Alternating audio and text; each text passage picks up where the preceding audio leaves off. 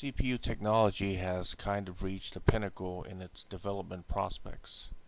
If you have a motherboard based on the X58 chipset, which was released in 2009 or 8 years ago, you can upgrade the processor to a Xeon W3670, W3680, or a W3690 Hexa core processor. This will give you the power you need without getting a whole new computer system. In addition, these motherboards also support PCI Express 2.0 slots, so it will be possible to buy the latest graphics card. Computers that have the socket 1366 motherboards can be had for as little as $200. A Dell XPS 9000, XPS 435T, or a Dell XPS 435MT are in the same price range. The market for socket 1366 Xeon-based processors have flooded the market over the recent years because most of those processors were replaced with socket 2011-based Xeon processors and motherboards. At the same time, X58-based computers and motherboards with first-generation i7 processors like the i7-920, i7-930, i7-950, and i7-960 are totally inadequate for today's power users. The great thing about these old Dell XPS 435 computers is that all the parts are standardized parts. With the exception of the front panel connectors, most of the parts are standardized.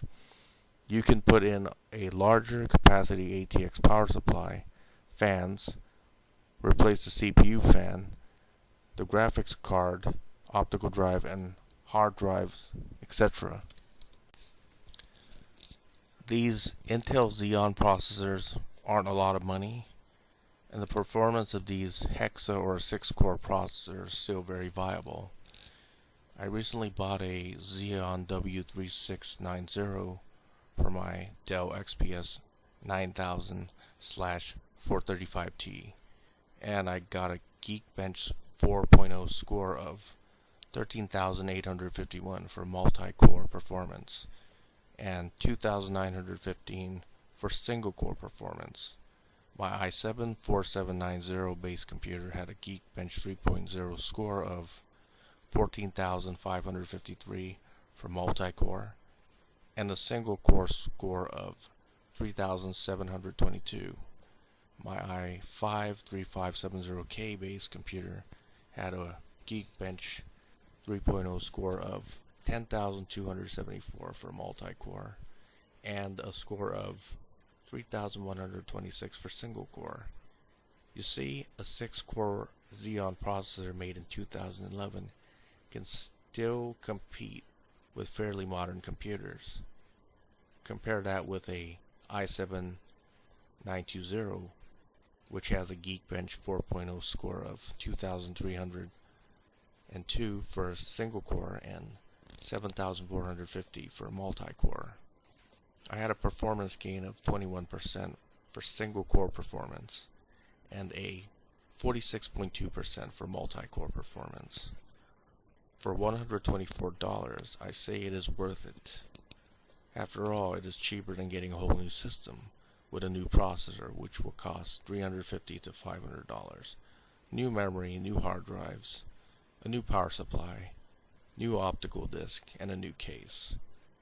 The Dell XPS 9000 costs about $120, so for $244, I got a fairly modern system. It can be used as a file server, program compiler, and a video editor. I can't believe people don't see the potential of these 8-year-old machines. Xeon processors used in servers and workstations in big companies, and they are about 3 to 4 times more expensive than their i7 counterparts.